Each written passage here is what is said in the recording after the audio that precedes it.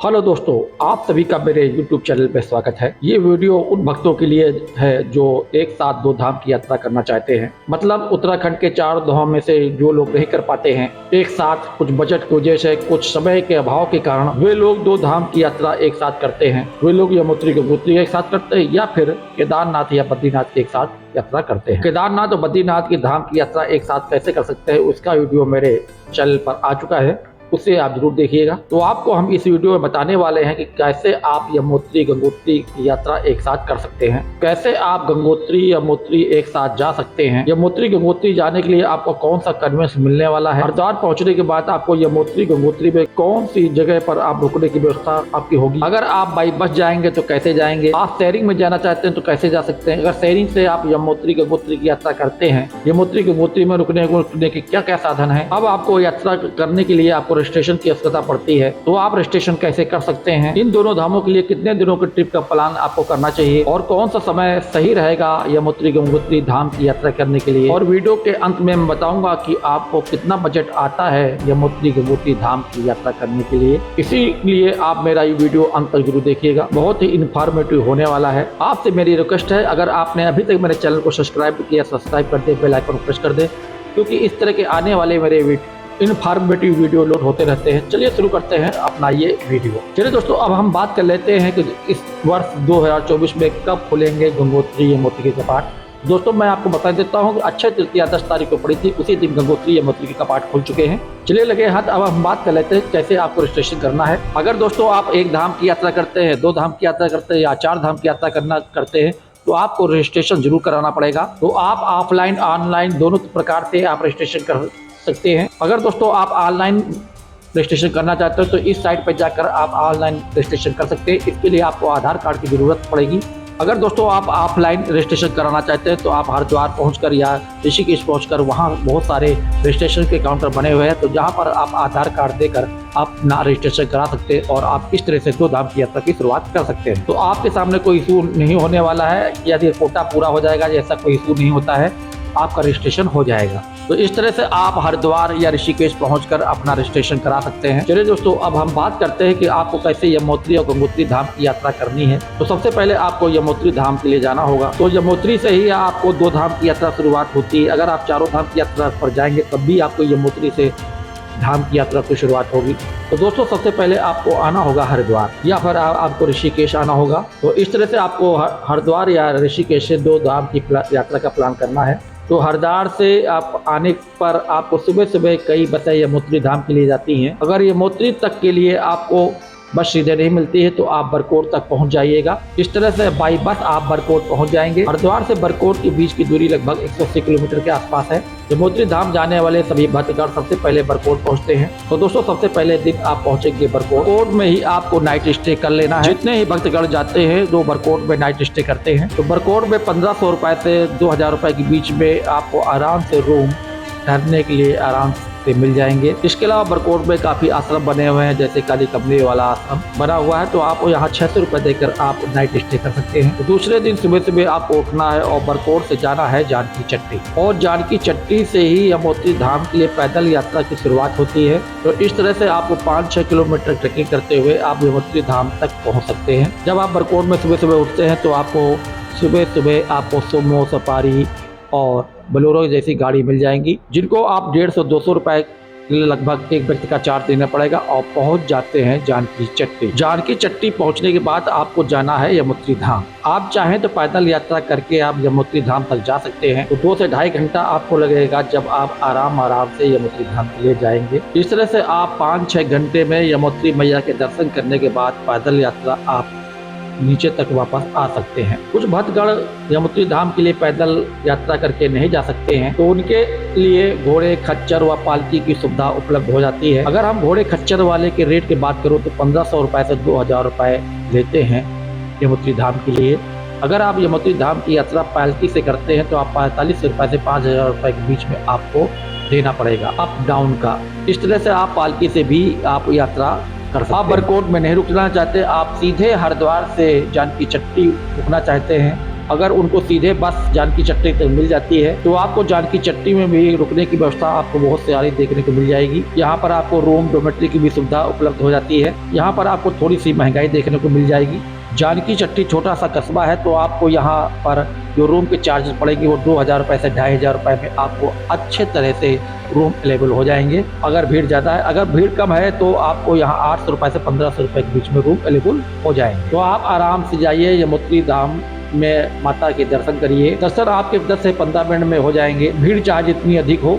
और यमुनोत्री मैया के दर्शन करने के बाद आधा घंटा से 1 घंटे के बीच में आप अगल बगल के जो छोटे छोटे मंदिर बने हैं उनको भी आप एक्सप्लोर कर लीजिएगा। फिर आपको वापस उसी दिन बरकोट आ जाना है। तो इस तरह से आपको फिर से बरकोट में नाइट स्टे कर लेना है। तीसरे दिन सुबह सुबह आपको उठना है और आपको जाना है बरकोट से गंगोत्री धाम, या फिर जा सकते हैं आप उत्तरकाशी।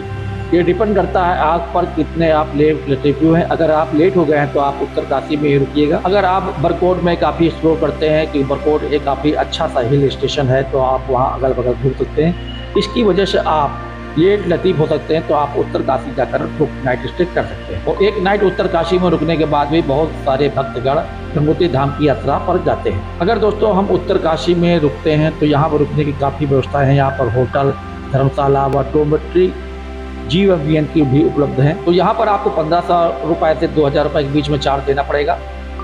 अगर आप डोमेट्री लेते हैं तो 500 रुपये से 600 रुपये के बीच में चार्ज देना पड़ेगा। तो इस तरह से आप तीसरे दिन नाइट स्टे करिए उत्तरकाशी में और चौथे दिन आप जाइए गंगोत्री धाम के दर्शन के लिए। अगर आप सुबह सुबह बरकोट से निकलते हैं तो शाम तक आराम से आप पहुंच जाएंगे गंगोत्री धाम तक। उत्तरकाशी तक सबसे पहले आपको टैक्सी मिल जाएगी और उत्तरकाशी से गंगोत्री धाम के लिए आपको टैक्सी व बस अवेलेबल हो जाएगी। अगर आप दोस्तों उत्तरकाशी में ही नाइट स्टे करते हैं तो चौथे दिन आपको सुबह सुबह उठना है, नाश्ता पानी करना है और निकलना है गंगोत्री धाम के लिए। उत्तरकाशी में आपको किसी प्रकार की कोई असुविधा होने वाली नहीं है, क्योंकि काफ़ी बड़ा ये कस्बा है। यहाँ बहुत सारी सुविधाएं आपको अवेलेबल हैं। अगर हम यहाँ खाने पीने की बात करें तो यहाँ से आपको 150 रुपये से 200 रुपये भरपेट भोजन आप कर सकते हैं। तो आप चौथे दिन जाएंगे उत्तरकाशी से गंगोत्री धाम। तो मैं आपको बता देता हूँ उत्तरकाशी में बहुत सारे टूरिस्ट स्टेशन बने हुए हैं, तो काशी को भी आप एक्सप्लोर कर सकते हैं। अगर आप जिस दिन उत्तरकाशी पहुँचते हैं और गंगोत्री धाम के लिए नहीं जाते हैं तो आप वहाँ पर स्थित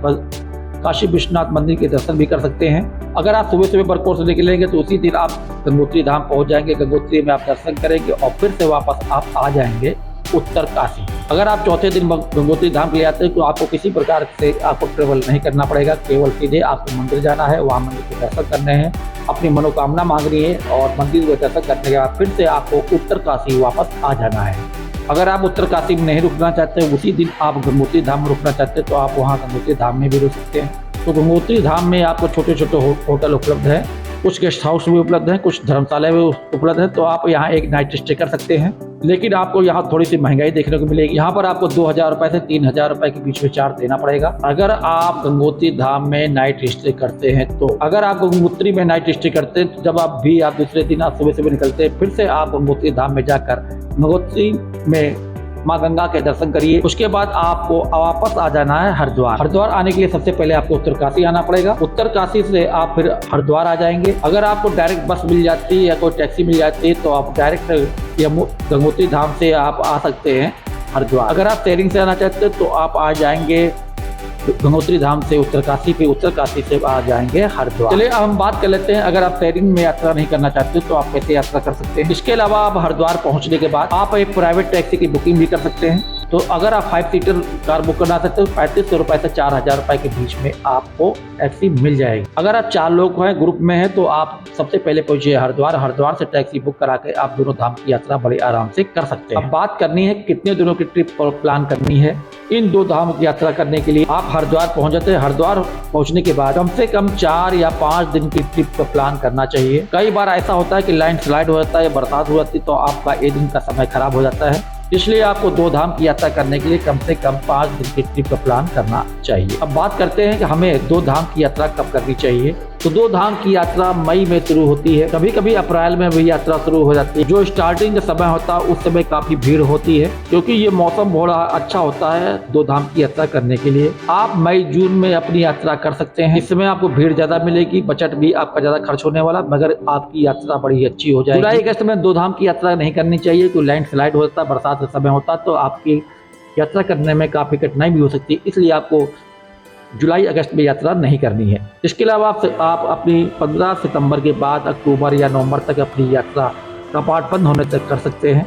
ये सबसे ज़्यादा अच्छा मौसम होता है आपकी यात्रा करने के लिए। अगर दोस्तों कम से कम बजट में आप यात्रा करना चाहते हैं तो आपको अक्टूबर में ही यात्रा करनी चाहिए। और दोस्तों कुछ लोग गंगोत्री धाम पहुंचने के बाद गोमुख तक भी जाते हैं, तो इस स्थिति में आपको जो यात्रा करनी है वो 5 से 7 दिनों के बीच में यात्रा कंप्लीट करनी है। तो गोमुख जाने के बाद आप गंगोत्री धाम पहुंचेंगे, फिर वहाँ के वन विभाग द्वारा आप परमिशन लेंगे तभी आप गोमुख की यात्रा कर सकते हैं।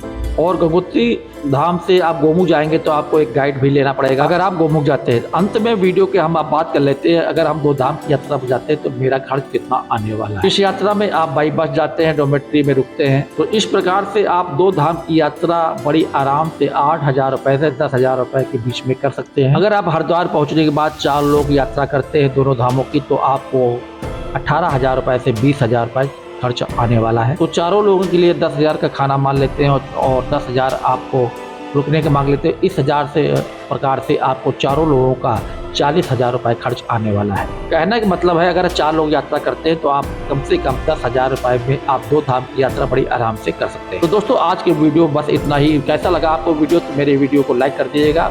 अगर आपने अभी तक मेरे चैनल को सब्सक्राइब नहीं किया तो सब्सक्राइब कर दिएगा और बेल आइकन को प्रेस भी कर दिएगा, जिससे कि मेरे आने वाले नोटिफिकेशन वीडियो का मिल सके। और हम यही वीडियो समाप्त करते हैं, मिलते हैं अपने अगली वीडियो में। आप स्वस्थ रहें, आपके सभी मनोकामना पूरी हो। जय जय हर हर गंगे।